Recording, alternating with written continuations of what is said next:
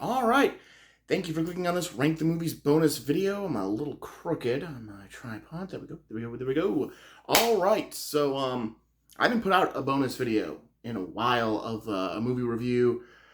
Frankly, because since Thor: Love and Thunder, I haven't watched anything that was new, and there's a bunch of stuff I want to watch. Even some stuff I've missed that is now on Blu-ray that I really am interested in watching. I just haven't had the opportunity. I'm going to try, so there might be a lot of these bonus videos dropping in the next 7 days. We'll see. We'll see. I know just this week alone, on August 5th, there are 3 movies coming out, 2 streaming, 1 in theaters, that I'm also very interested in. So those, hopefully, I think I've got a schedule, so I'm going to watch those this weekend, and hopefully the other 2 movies, because there were 3 movies coming out this weekend, 3 movies that I haven't gotten around to yet. So hopefully by Monday, I will have all this caught up. I'll be caught up on what I want to watch for 2022. It's 2022. It's been a long day. So, as the thumbnail says, I watched The Gray Man, the new Russo brothers film that's out on Netflix, starring Ryan Gosling and Chris Evans and Ana de Armas. Now, this is the second Ana de Armas movie I've seen this year on streaming. The first one was Deepwater off of Hulu. This is a better movie. I enjoyed this a lot more. I liked The Gray Man. It's not great. It's not perfect. It's enjoyable. It's got almost 15 minutes of credits. So don't look at that and go, oh, there's probably something in there. There's nothing in there. I'm just going to say it. I didn't sit through it. I fast-forwarded through them. But I'm saving you that how it ends is how it ends. But I'm not going to get into that. I'm not going to get into how it ends. This is an action movie from the Russo brothers. One of them wrote it. Both of them directed it. And again, so basically what we get is Ryan Gosling plays a agent in a special program called the Sierras. He is Sierra 6. There were a dozen Sierras. From what the movie sets up, there is just one left after the first 10 minutes of this movie. They are super, super secret, so much so there are no files on them. These people no longer exist, and they work for the CIA. But they don't really work for the CIA, because again, there are no files. He is sent out to kill somebody who we find out is another Sierra. He has information on the new director of the CIA, and Sierra 6 goes on the lam. And that's what this movie is. It's a chase film, as the director of the CIA decides to call in a private contractor, played by Chris Evans, who's a maniac lunatic who got kicked out of the CIA because of his maniac lunaticness. There's some weird connections made in this movie. Like, you find out 3 different characters all went to Harvard together, and it's coincidental. Like, 2 of them make sense. Not that 2 of them are together, just any 2 of them would have made sense. The minute you stick all 3 of these characters, and you don't find this information out. Like, it's dropped. Like, they say Harvard a couple of times throughout the movie, that they went to Harvard. 2 of them state that they went to Harvard. The last one never states they went to Harvard until they say, I went to Harvard with them. Why? It's not necessary. It is not. Also, I don't. I don't know if this is a movie that wants a sequel or not. I don't think it needs one. I don't think it has any use for a sequel. But I feel like I'm not satisfied with the ending. If there isn't any, I don't feel resolved. I don't feel like I got a resolution. Overall, the movie's fine. There's an action scene in the middle that definitely feels like it's way longer than it should be, because they decided to stick like 2 or 3 it's 3 different action scene beats into one action scene. So like, you're like, okay, well, it's done because we're through oh no, we're doing this beat now. All right, but now we're done Now, no, we're moving on to this. Okay, all right, it just keeps going, and I feel like that's action movies, in general today, is that you just don't get the chase scene, and now it has to be the chase scene that turns into the big fist fight on the moving thing that then turns into the underground foot race. Like it can't you can't have each one take up its own moment. They have to like flow into each. So you're just sitting there going, I am so actioned out that when you get to the big climax, you're just like, great. Are we done yet? Do we need these more action set pieces? Like, is it an adrenaline thrill ride? No. Is it a decent story? 90% of the movie is. It's a pretty decent story. I enjoyed it. I was invested in it until we got to what was definitely the climax of this movie, and I looked and there was still a half an hour left. Then again, 15 minutes of that was credits. So, and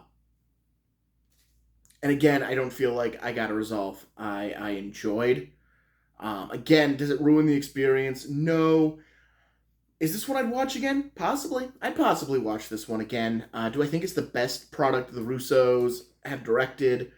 Given the fact they directed episodes of Community, I'm gonna say no. Does it have some good wit to it? Yes. There's some good, strong dialogue in this movie, by a bunch of the characters. Also, Billy Bob Thornton's in this cast, and Billy Bob Thornton's just good. He's a good actor. He's a solid presence in this movie. He doesn't get to do a whole lot for the fact he's in most of this movie, but he's good when he gets to be good, and he's fine the rest of the time. This really is Ryan Gosling's movie, as much as Chris Evans is billed right there next to him. It really is Ryan Gosling's movie because it's the guy who's running. It's Jason Bourne. He's the top. Like it's not Clive Owen isn't even billed next to Matt Damon in the Bourne Identity. Even though he is the villain, and he was on his rise up for being Clive Owen. This one they're both up there, but you it's an action movie. It's a chase movie. And you're supposed to hate Chris Evans. So, which he does a very good job. Chris Evans is great in this smarmy, like, bastard role. It's a lot of fun. Anna de Armas is good. Her character doesn't seem like she's necessary. She is. They find excuses to leave her out of things. And again, we reach the climax, and when it comes to her part of it, it doesn't make a lot of sense. This movie just seems like the Russos just went, we need to end this, and they didn't know how to end it, so somebody said, oh, let's try this, and they just went, yeah, let's try that, we're gonna do that, but it doesn't fit. It doesn't make any sense. But yeah, you get. It's an interesting film. I'm glad I watched it on Netflix. I'm glad I didn't go out and see it when it was short term in theaters. But I feel like that with a lot of Netflix movies is there's very few that made me go, oh man, I totally would have forked over $15, to go see it. Like I'd rather I'm already paying for Netflix and I watch other things on Netflix occasionally, so Netflix pays for itself and it's just a bonus. I'm glad I didn't. It wasn't, the end all be all. Given the fact the Russos have directed very little theatrically that isn't MCU, I want to say it's only MCU movies before this, but I could be wrong. I think there's an outlier. I know they produced 21 Bridges. I don't think they directed it. I think that was just a producer. I think they just produced it. But I can't think of any other movie they directed that doesn't have Captain America or Avengers in its title. So, if this is their first non-Marvel outing for a movie, it's fine. It's perfectly fine if you're looking to kill 2 hours of your life with an action movie. Yeah, it's not a bad one. It's not a bad way to do it. It's entertaining, it's fun, and it's very well acted. And those are my thoughts on the Gray Man. So yeah, so if you're watching this on Tuesday night, when I'll be uploading it as soon as I'm done talking, you can go watch my Batman the Animated Series retrospective review that I posted last Wednesday. You can wait a few hours and check my new video, which starts Musical Month, where I talk about a different musical every week. My first week, I'm talking about The Devil's Carnival, one of my favorite short films, because the movie's like a half an hour long, and its full-length sequel, Hallelujah, The Devil's Carnival. That's what drops tomorrow. Um, or if you're watching this on Wednesday, it drops today. Or it dropped yesterday. It's a video. It'll be out. But probably by the time most people watch this video, if they even get this far in this video. I don't know. I don't know how many people are looking for Gray Man reviews. But here's one. I got one. But yeah, I enjoyed it. At this point, I've seen so many movies, it's hard to be like, oh, is it better than Hotel Transylvania 4, which is the worst movie I've seen this year, or Deepwater, which is a real close contender for that spot? Yes, it is better than both of those movies. Is it better than some of the good stuff I've actually seen? Which, Scream, I liked Scream. I like Scream a lot. I know there's something else. There's something else that I really did chin. The Black Phone was good.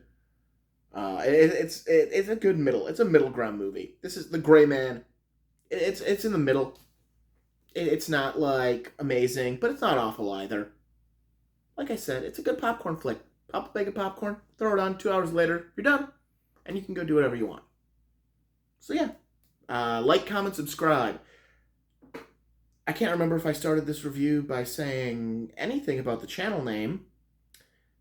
I'm tired. I might have said the wrong channel name at the top of the review. If I did, I'm sorry. I'm not reshooting this review.